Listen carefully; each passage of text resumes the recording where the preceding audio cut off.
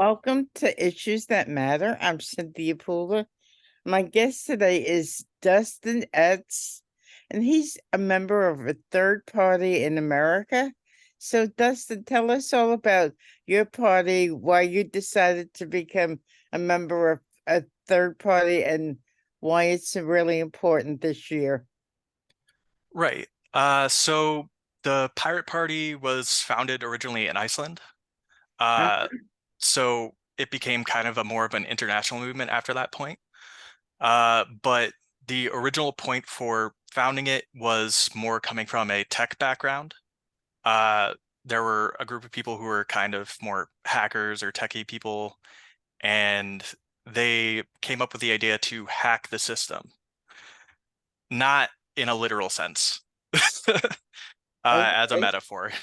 But coming from a tech background, a lot of people since probably the 90s have worked with these systems possibly more intimately and Mm, have a very good in-depth understanding of it from the tech perspective, having to break down in very specific ways how different systems work and applying that kind of understanding of systems to trying to make new kinds of legislation that's more specific uh, and actually in tune with people and using it to make systems to get better feedback from people in making those systems.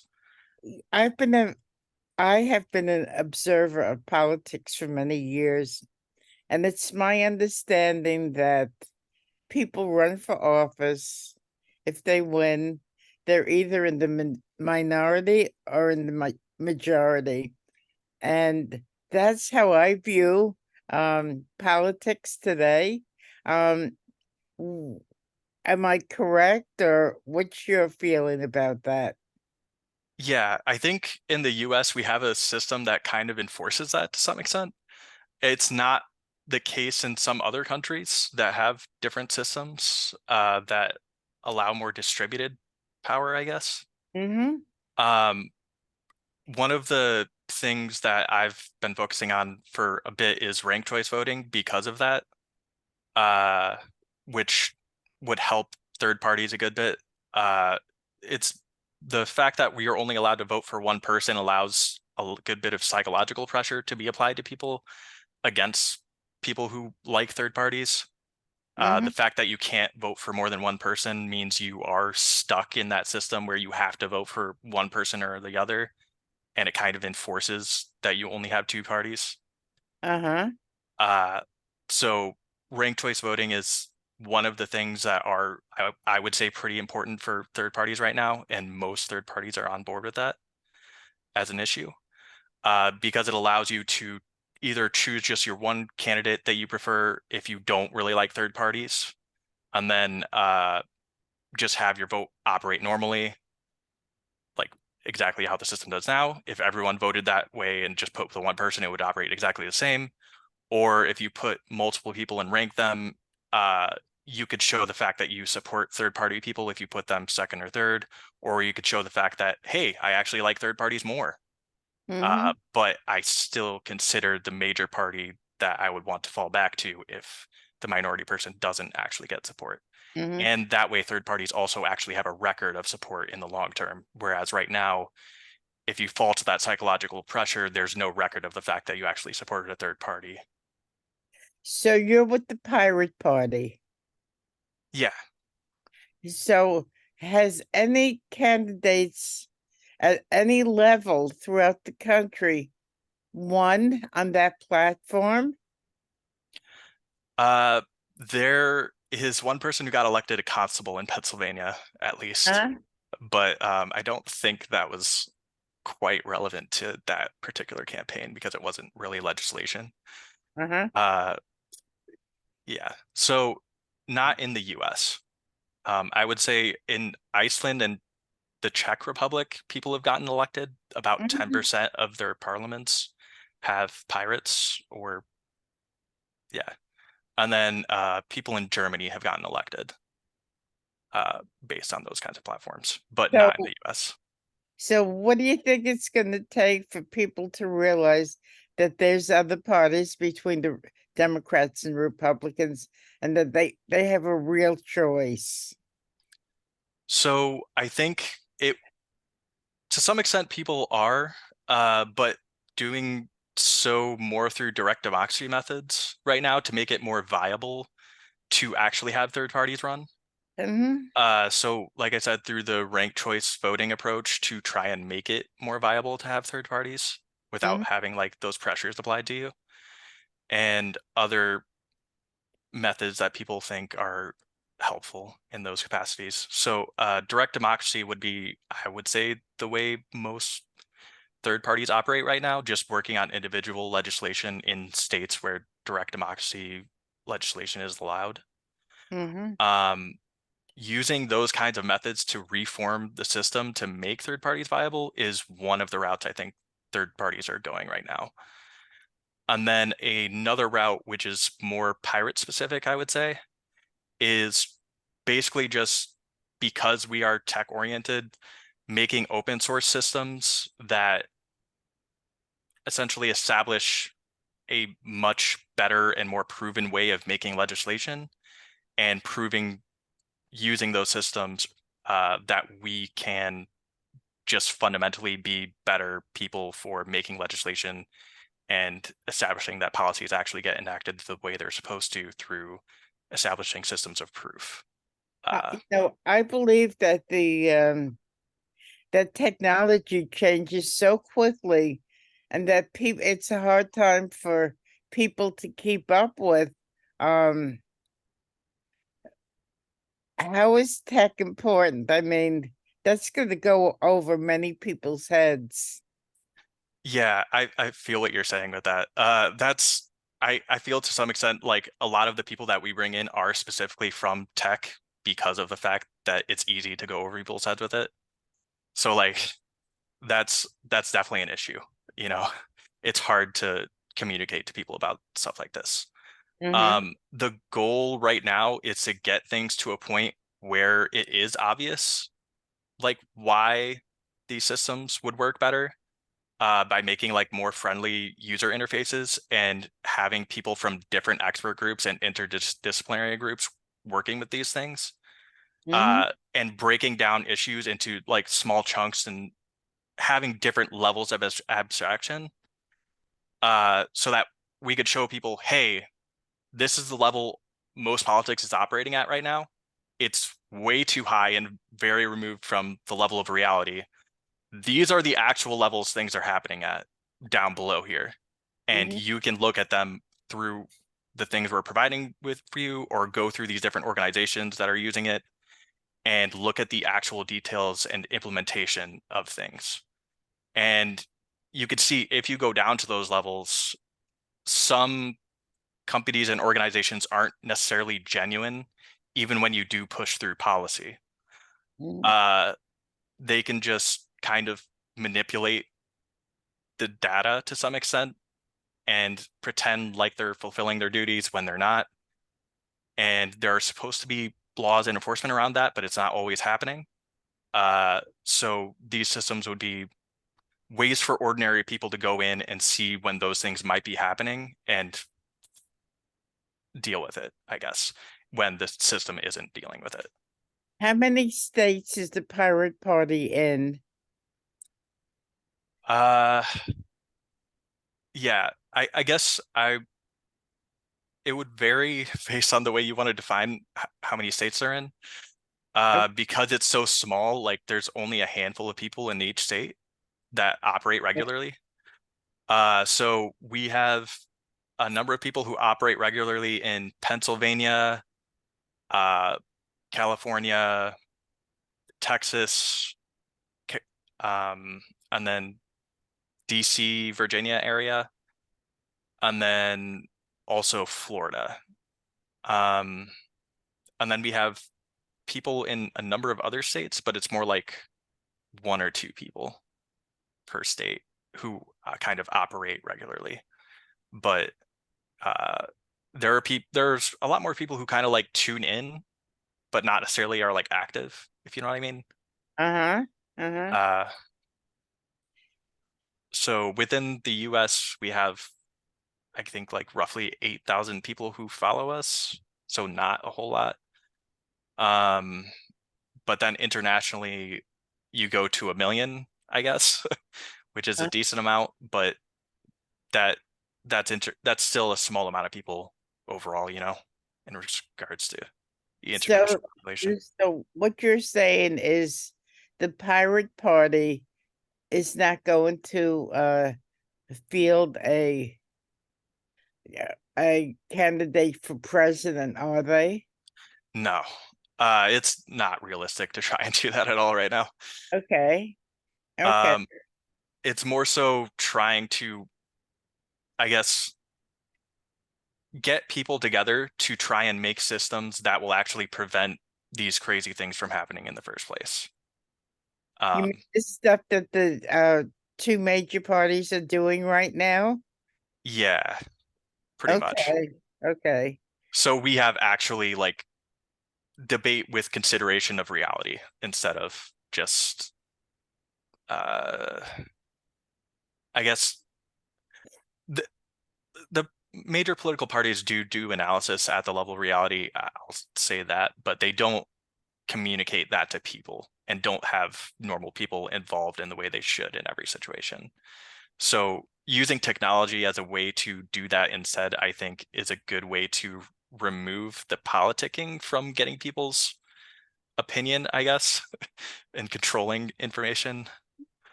But when you're using technology as a tool to get people involved, you're talking only about a small percentage of people, and I think the majority of people might be, college educated and to take technology in college. So you're not really appealing to a broad spectrum of people. Yeah, as of right now, I will agree with you. Um, Okay? uh, it's I guess I would say it seems like the reality that it's difficult to build a system that would affect things at the level of reality without going to that point. Uh-huh. But I do think it's difficult to try and get people to be at a point where they can use it effectively, and that's a challenge to tackle. Mhm. Um, we are trying to make systems that would be easy for the average person to use, despite the fact that they go down to the expert level, and have those multiple levels where people can do things more easily, even if they're not college educated. People are very familiar, even with detailed stuff, even if they're not college educated, if it's in regards to things they work on normally. So people do, I think, have some level of intuition into the way these things break down, so long as it's something close to them. And I think that portion of it, like if you did stuff with unions, data in regard to a specific union, people would know that if they work in that industry. You know what I Mhm. mean? So in regards to stuff like that, I think people would, by working with things that they're familiar with, be able to get into it more easily, and then possibly be able to generalize that more, and be able to participate in other parts of things. And then also just math education, different approaches for that, and making it so that it's easier for people to do long term, like even as they go well beyond the normal age where you get educated, instead of trying to force people to learn at a younger age, in college and stuff like that. Mhm. So, we Sorry. have we have the two-party system. And I think the most recognizable third party is the Green Party. Mhm. And there was a problem with Cornel West, and he backed out, and now Jill Stein is running. So overall, despite the fact that the two parties seem to be pretty dysfunctional right now, I think I could safely say that uh, it's not going to be a pretty picture. Yeah, uh, I would agree. Yep. So what do you think about? I mean, like I said, the Green Party is the most recognizable. Are you happy with their stances on issues? Uh, Not particularly on all of them, no. Okay. That's going to vary per person in the Pirate Party as well, I think. Mhm. Because it's a pretty diverse group. You know what I mean? So there are definitely people who are very supportive of, sorry, my tongue. That's Very okay. supportive of the Green Party, and there's people who would be very much against it. Just because we have very different sets of policies and things that we talk about, you know what I mean? So um yeah, I think it's a good idea to have like all of the third parties come together on the things we know they can agree on, Uh-huh. like voting reform and systems that we want to make things better, basically, so that things don't get as uh, conflicting, I guess. Hmm. I think that's the part where third parties can play a major part in helping. Has Uh, there been has there been any effort to uh build a coalition with third parties that you're aware of? yeah, I would say at least from my part, I've seen multiple people attempt to do that over time, and I've also made attempts to do that. Uh-huh. Uh, I think it just varies per region what the actual situation is, and Uh, sometimes people don't like to play well together, I guess.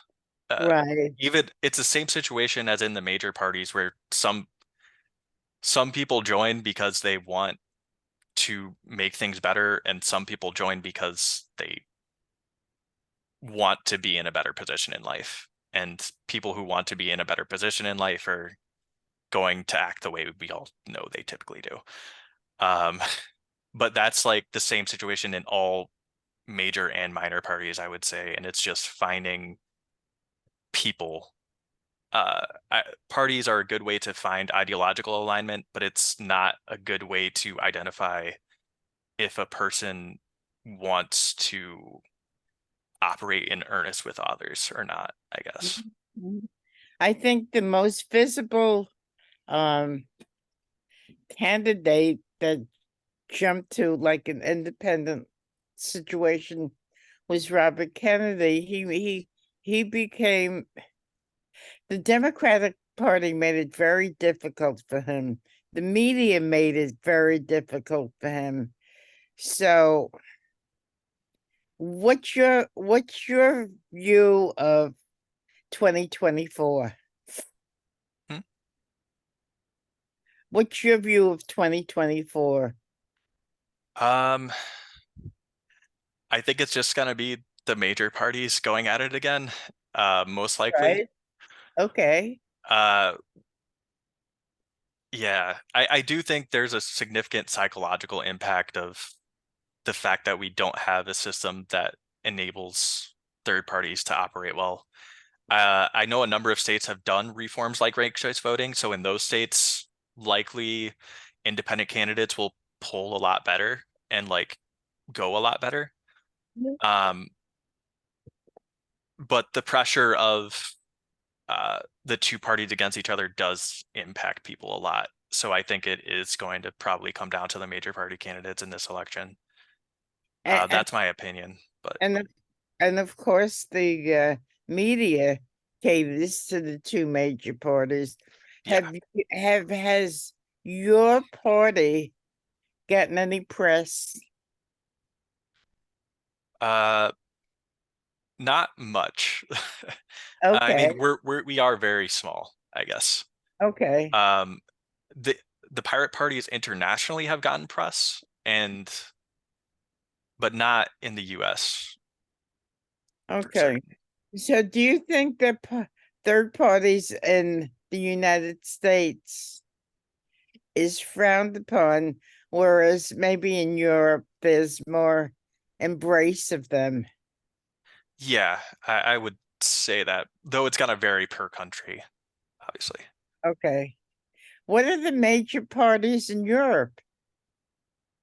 Uh, that you're aware of? I mean, all of the same parties we have here basically have equivalents in Europe. Uh-huh, So Green Party, uh, Libertarians, all of those uh-huh, exist over there as well. And then there's pirates in a number of those countries. And uh-huh. then there's also more like socialist parties exist in smaller Right, percentages as right. well. Uh, and then I guess there's a lot more variety in general. Um, and it's varying per country. So how would you rate your party? To the right of center or to the left or center, or do you not focus on the issues? So I think it'll vary per region, and it does vary per countries as well. Hmm. For the issues that pirates focus on, it's not left or right of center. In the US, I would say the majority is slightly left of center, Okay, but that's not the case in all states. okay. So what is a given where you live might not be a given in another state. Am I correct? Right. And how do you overcome those challenges? Um, well, I would say people, I guess it's because we are more like tech oriented, it's a bit easier to do things per issue, uh, because we can kind of dive into the details more easily and not care as much about the differences because we can just choose specific issues to collaborate on as individuals. Huh? So you could just board whatever boat of an issue that you want and go with it. Um, and that's mostly fine because it's just direct democracy sort of approach. When you say tech oriented, exactly explain what it's all about from your perspective. Right. So I guess in terms of doing like real world analysis of things, typically you consider multiple variables in regards to any issue.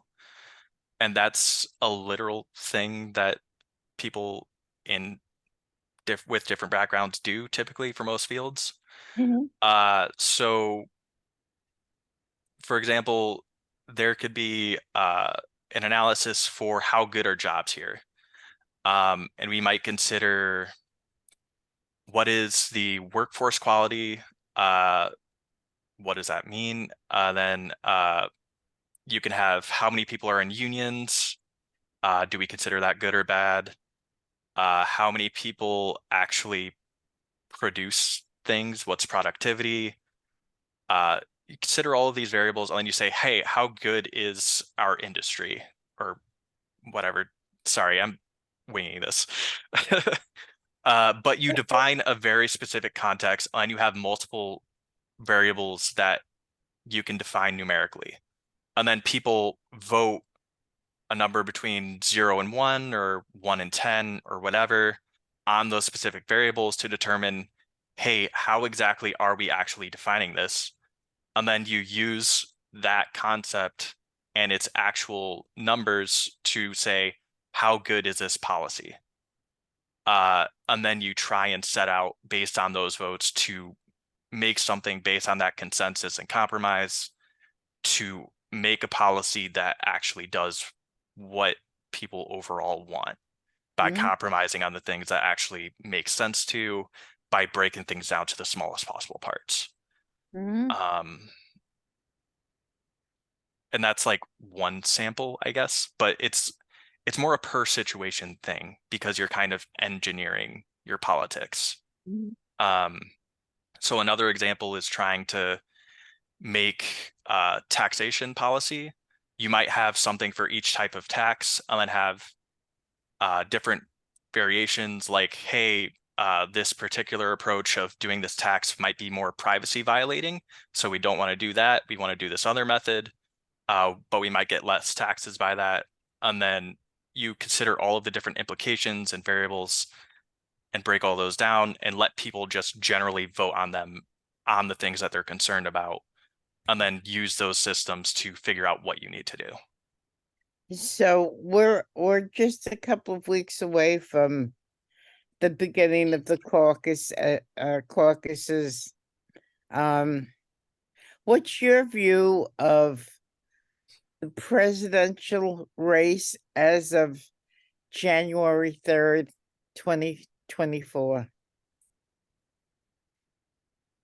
I yeah, I think it'll probably be close between uh the two major parties. And then JFK might, I guess, possibly interrupt it a little bit in one way or the other, but he's also in the center, so it's hard to say which direction.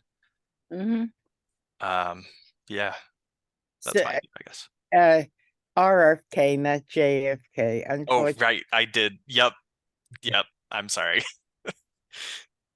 So would you say that from your perspective, it's hard to it's hard to say, oh, Trump would win or Biden would win. Is it too early to make that determination from your perspective? Yeah, I think it's probably too early. Uh, Society is complicated. Like, Right. you know what I mean?